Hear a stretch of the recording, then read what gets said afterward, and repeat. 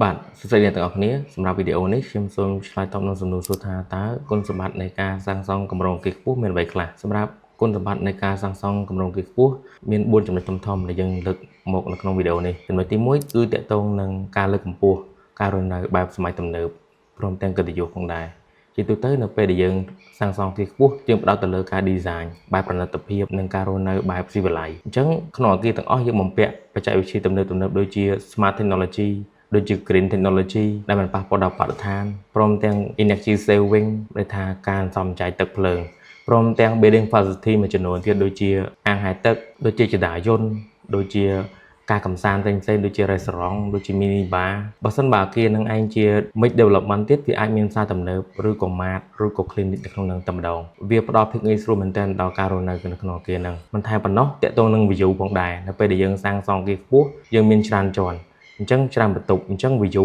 ដែលបន្ទប់អាចមាន view ទន្លេ river view អាចតាក់ទងនឹង city view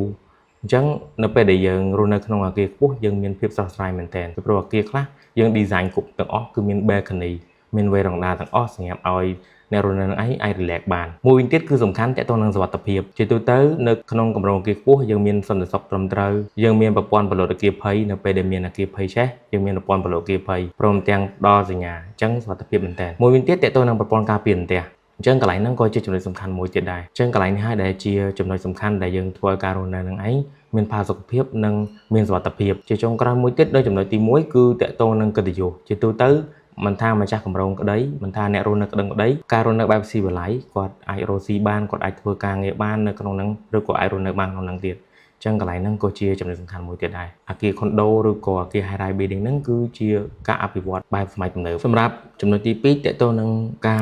ជំរុញនៅកម្លាំងសេដ្ឋកិច្ចព្រមទាំងការវិនិយោគជាទូទៅនៅពេលដែលយើងសាងសង់អគារខ្ពស់យើងមានមុខរបរជាច្រើនដែរនៅក្នុងអគារហ្នឹងអញ្ចឹងឱកាសការងារសម្រាប់ប្រជាពលរដ្ឋខ្មែរយើងក៏ច្រើនដែរនៅក្នុងហ្នឹងមួយវិញទៀតតាក់ទងនឹង high return ទៅលើការ investment ហ្នឹងការវិនិយោគរបស់ម្ចាស់គម្រោងផ្ទាល់ក៏ទទួលបានផលច្រើនដែរព្រមទាំងពន្ធអករហ្នឹងទៅដល់រដ្ឋាភិបាលផងដែរដើម្បីជួយដល់កម្លាំងសេដ្ឋកិច្ចអញ្ចឹងកន្លែងហ្នឹងយើងបានផលលាភច្រើនមិនថាអ្នកដែលនៅជុំវិញអគារមិនថាអ្នកនៅរស់នៅក្នុងអគារព្រមទាំងរដ្ឋាភិបាលផងដែរសម្រាប់ចំណុចទី3គឺតាក់ទងនឹងការបង្កើនតម្លៃដីនិងការអភិវឌ្ឍទីក្រុងជាទូទៅនៅពេលដែលយើងមានអគារខ្ពស់នៅតំបន់ហ្នឹងច្រើនតំបន់ណាមួយច្រើនឧទាហរណ៍ដូចបឹងកេងកងឬក៏ទូតពងក្តីអញ្ចឹងតម្លៃដីនៅតំបន់ហ្នឹងគឺឡើងថ្លៃ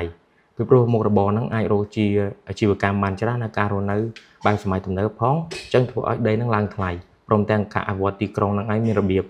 អញ្ចឹងមិនថាផ្លូវថ្នល់ក៏មានការអភិវឌ្ឍព្រមទាំង infrastructure ផងដែរទឹកពន្ធទឹកភ្លើងថ្នល់ហ្នឹងគឺមានការសម្អាតត្រឹមត្រូវដោយសារតែនៅជុំវិញអគារខ្ពស់ហ្នឹងម្ចាស់ property ហ្នឹងម្ចាស់អចលនទ្រព្យហ្នឹងគឺគាត់ជាអ្នកគ្រប់គ្រងលើអាហ្នឹងដែរចូលរួមសហការជាមួយនឹងរដ្ឋាភិបាលដើម្បីសម្អាតរាល់ផ្លូវថ្នល់រាល់សួនច្បារឬក